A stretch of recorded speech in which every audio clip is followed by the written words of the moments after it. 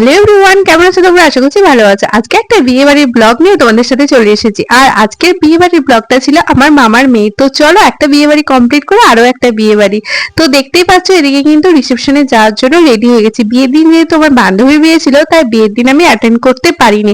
বান্ধবীর বাড়ি থেকে চলে এসে প্রায় 6-7 ঘন্টার পথ অতিক্রম করে তারপরে এসে রেডি হয়ে এখন কিন্তু রিসেপশন পার্টিতে চলে এসেছি। আমরা 3 বোন, মা, মাসিমণি আর সবাই মিলে। আমরা এন্ট্রি নেওয়ার সাথে সাথে এদিকে কিন্তু বাজি ফাটানো শুরু করে দিয়েছে। আমি আর মামা বাড়ি যাইনি, একদম চলে এসেছি বিয়ে বাড়ির এখানে। তো দেখতেই পাচ্ছ আমরা কিন্তু টোটো করে এসেছিলাম আর দারুণ সুন্দর সাজিয়েছিল, একদম লাইট দিয়ে চারিদিকটা দারুণ সুন্দর লাগছিল। আর সামনের এই গেটটা দেখো কত সুন্দর লাগছে, নতুন ব্রাইডকে আর নতুন গ্রুমকে।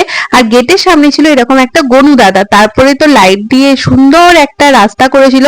আর এই দিয়ে দেখতে পেয়েছো স্নোফল হয়ে গেল কিন্তু শীতকালে। না না গাইস, এই স্প্রে গুলো দিয়েছিল পুরো একদম ভর্তি করে দিয়েছে মাথা। আমার বাড়ি থেকে আমার মামা বাড়ির দূরত্ব খুব একটা বেশি দূরে না, তাই যেতে খুব একটা প্রবলেম হয়নি। তবে আমি যেহেতু এতটা জার্নি করে এসেছি একটু টায়ার্ড ছিলাম। আজকে অর্গানজা শাড়ির সাথে লুকটাও একটু ডিফারেন্স রেখেছি, কেমন লাগছে কমেন্টে জানিও। তার সাথে আমার দুই বোনকে কেমন লাগছে সেটাও কমেন্টে জানিও। আর এই দেখো আমাদের নতুন ব্রাইড আর গ্রুম। তবে ভিডিওটা কিন্তু অনেকদিন আগে আমার গ্যালারি থেকে কোথায় যেন ভিডিওগুলো হারিয়ে গেছিল, তারপর অনেক খুঁজে তোমাদের সাথে শেয়ার করি। তারপর আমিও চলে গেলাম ব্রাইড আর গ্রুপের সাথে কয়েকটা ছবি তোলার জন্য, যেহেতু কালকে আমি ছিলাম না, আজকে তো একটু স্পেশাল বটে তাই না। তারপরে দেখো এই আমার মামার মেয়েদের সাথেও কিন্তু ছবি তুলে নিলাম। যাদের তোমরা ফার্স্ট টাইম আমার এই চ্যানেলে দেখছো, এর আগের চ্যানেলে কিন্তু দেখিয়েছিলাম। আর আমার মা আর মাসিমণি, তাই আমি কয়েকটা ছবি তুলে চলে গেলাম কফি খাওয়ার জন্য। বিয়ে বাড়িতে কফিটা আমার এত ভালো লাগে না, যেখানে বিয়ে বাড়ি যায় আমি কিন্তু কফি মাস্ট খাবো, তার সাথে পকোড়া। তবে ফুচকা অপশনে ছিল, ফুচকা আর খাইনি। না সত্যি কফিটা কিন্তু দারুণ টেস্টি বানিয়েছে গাইস। আর চারিদিকটা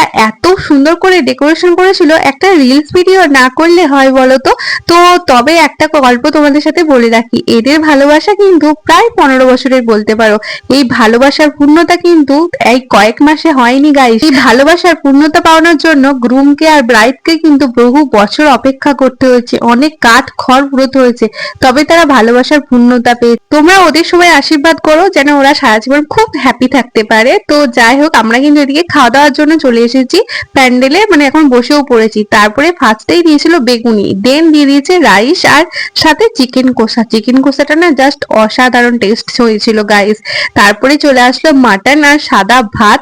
তো আমরা খাওয়া দাওয়া করে এখন বাড়ির জন্য বেরিয়ে পড়লাম। যাওয়ার সময় এই অভিজ্ঞতাটা একমাত্র মানে ব্রাইডরাই বোঝে তাই না। দেখো ব্রাইড তো কান্না করতে শুরু করে দিয়েছে আমরা যখন চলে আসছিলাম।